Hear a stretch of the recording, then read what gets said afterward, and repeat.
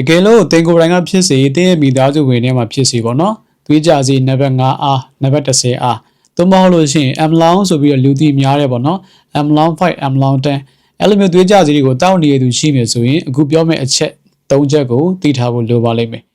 အဲ့ဒီနံပါတ်5အားနံပါတ်10အားဆိုပြီးတော့လူသိများတဲ့သွေးကြစီရဲ့တကယ်နာမည်အရင်းကဆိုရင် M လို့တပင်းလို့ခေါ်ပါတယ်ကျွန်တော်တို့ဈေးကွက်ထဲမှာဆိုလို့ရှိရင်တော့ M long လို့ M လို့ Sam ဆိုပြီးတော့လူသိများတဲ့ဆေးဖြစ်တယ်ပေါ့နော်သူ့မှာဆိုရင်ပြင်းအား3မျိုးရှိတယ်ပေါ့နော် 2.5 mg ရဲ့5 mg ရဲ့10 mg ဆိုပြီးပြင်းအား3မျိုးရှိတယ်အဲဒီမှာဆိုရင်5ရဲ့10ကပို့ပြီးတော့အသုံးများတယ်ဒါကြောင့်လူအများစုကဆိုရင်9အား10အားကိုပို့ပြီးတော့တီးကြတယ်ပို့ပြီးတော့တောက်ဖြစ်ကြတယ်ပေါ့နော်ဆိုတော့အဲ့ဒီသွေးကြဆေးကဆိုရင် CCB လို့ခေါ်တဲ့ calcium channel blocker အုပ်စုဝင်သွေးကြဆေးအမျိုးအစားဖြစ်တယ်သူကဆိုရင်ကျွန်တော်တို့ခန္ဓာကိုယ်မှာရှိတဲ့သွေးကြောတွေကိုခြေသွားစေပြီးတော့အဲ့ဒီသွေးကြောထဲမှာရှိတဲ့သွေးရဲ့ PR ပေါ့နော်သွေးပေါင်ခြင်းကိုချပေးတဲ့ဆေးအမျိုးအစားဖြစ်တယ်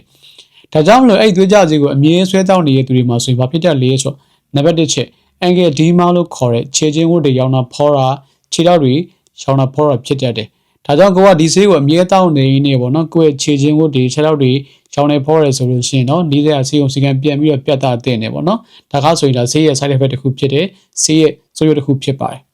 အဲ့ဒီခြေထောက်တွေခြေချင်းဝတ်တွေရောင်းတာဖောတာကဆိုရင်အန်နီရရှိလားဆိုတော့ဆေးကြောင့်ဆိုရင်တော့အန်နီရမရှိဘူးတိုးတော်ညာလဲသွေးတိုးရှိတဲ့သူတွေမှာဆိုရင်သွေးတိုးကြောင့်မလို့ကြောက်ကက်ထိတတ်တယ်ကြောက်ကက်အားနေတတ်တယ်ဒီခါမှာဆိုလို့ရှိရင်လေခြေချင်းဝတ်တွေခြေထောက်တွေရောင်းတတ်ဖောတတ်တယ်ဒါကြောင့်ကိုယ့်ရဲ့ဒီခြေချင်းဝတ်တွေခြေထောက်တွေရောင်းခြင်းဖောခြင်းကဆိုရင်သွေးကြစီရဲ့ side effect ကြောင့်ဖြစ်သလားသို့မဟုတ်လို့ရှိရင်ကြောက်ကက်အားနေလို့ဖြစ်သလားဆိုတော့သိဖို့ဆိုရင်စစ်ဆေးမှုတွေလုပ်ဖို့လိုအပ်ပါတယ်ဒါကြောင့်ပြန်ပြီးတော့စီကံပြဖို့လိုအပ်ပါတယ်တကယ်လို့ဆေးကြောင့်ဆိုရင်တော့ဆေးကိုပြောင်းလို့ရှိရင်ပြန်ပြီးတော့ကောင်းသွားပါလိမ့်မယ်တိတ်ပြီးတော့စိုးရင်ကြမရှိပါဘူးအန်ဒီမရှိပါဘူးနံပါတ်2ချက်ကတော့ gingival hyperplasia လို့ခေါ်တဲ့တဖုံးတွေရောင်းတာတဖုံးတွေကြွတာဖြစ်တတ်ပါတယ်ဒါကလည်းဒီသွေးကြစီပေါ့နော်အမ်လိုတပင်းသွေးကြစီရဲ့ side effect တစ်ခုဖြစ်တဲ့ဆိုးရွားတစ်ခုဖြစ်ပါတယ်ဒါပေမဲ့အတော်လေးတွေးရနေနေဖြစ်ခဲ့တယ်ပေါ့လေနော်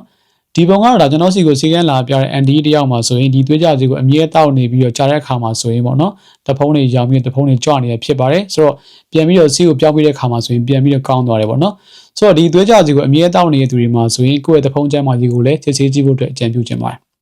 နံပါတ်3ချက်ကတော့ဒီသွေးကြစီပေါ့နော်အမ်လိုတပင်းသွေးကြစီကိုဘယ်ချိန်တောက်ရမလဲအစာမစားရင်တောက်ရမလားအစာရှိမှတောက်ရမလားမနေ့တောက်ရမလားညတောက်ရမလားပြီးလို့ရှိရင်ဒီနေ့ကိုဘယ်နှခါတောက်ရမလဲပေါ့နော်တစ်ခေါက်တောက်မလားနှစ်ခေါက်တောက်မလားဆိုပြီးတော့တွေးခါဖြစ်နေတဲ့သူတွေရှိပါလိမ့်မယ်ဆိုတော့ဒီဆေးရဲ့ action ပေါ့နော်ဆေးရဲ့အာနိသင်ကဆိုရင်ကျွန်တော်ခန္ဓာကိုယ်ရဲ့သွေးထဲမှာ24 hour ခံပါတယ်ဒါကြောင့်ဒီဆေးကဆိုရင်တရက်ကိုတစ်ခေါက်ပဲတောက်ဖို့လိုအပ်ပါတယ်နှစ်ခေါက်တောက်စရာမလိုပါဘူးပေါ့နော်ကျွန်တော်တို့မနေ့ဖြစ်စီညဖြစ်စီတောက်လို့ရတယ်အဓိကကတော့အချိန်မှန်တောက်ဖို့အရေးကြီးတယ်ပေါ့နော်သွေးကြစီကိုမနေ့ဖြစ်စီညဖြစ်စီရွေးပြီးတော့အချိန်မှန်အောင်တောက်ဖို့လိုအပ်တယ်မနေ့ဆိုရင်မနေ့အမြဲတောက်ရမယ်ညဆိုလို့ရှိရင်လည်းညဘက်တိုင်းမှာအချိန်မှန်တောက်ဖို့လိုအပ်ပါတယ်တစ်ခါကိုမနေ့တောက်လိုက်တစ်ခါကိုညဖြည့်လိုက်လို့မရပါဘူးမနေ့ဆိုရင်မနေ့ညဆိုရင်ညတစ်ခုလည်းပဲတောက်ရမယ်အချိန်မှန်တောက်ဖို့အရေးကြီးပါတယ်ဒါဆိုရင်ဒီဆေးကိုအစာမရှိရင်ရောတောက်လို့ရလားစားမှတောက်အောင်မလားဆိုတော့ဒီဆေးသည်အစာမရှိရင်ဖြစ်စေစားပြီးဖြစ်စေတောက်လို့ရတယ်ပြဿနာမရှိဘူးပေါ့နော်ဆိုတော့ကိုယ်အချိန်ပြောင်းရေးပြီးတောက်လို့ရပါတယ်ဆိုတော့ဒီဆေးကိုကျွန်တော်တို့ကတရက်ကိုတစ်ခေါက်တောက်ဖို့လိုအပ်တယ်အစာရှိရင်ဖြစ်စေမရှိရင်ဖြစ်စေတောက်လို့ရတယ်မနေ့ဖြစ်စေညဖြစ်စေတောက်လို့ရတယ်အရေးကြီးဆုံးကတော့အချိန်မှတောက်ဖို့အရေးကြီးဆုံးဖြစ်ပါတယ်အခုဆိုရင်ဒီဗီဒီယိုကြည့်ပြီးတော့ဒီသွေးကြစီပေါ့နော်အမေတပင်းသွေးကြစီအကြောင်းကိုသိတော်မယ်လို့မျှော်လင့်ပါတယ်ဒီဗီဒီယိုကြည့်ရအကျိုးရှိရဆိုရင်တော့ share လုပ်နိုင်ခဲ့ပါကျေးဇူးများတင်ပါတယ်ကျွန်တော်ကတော့ဒေါက်တာနိုင်ရဲသူဖြစ်ပါတယ်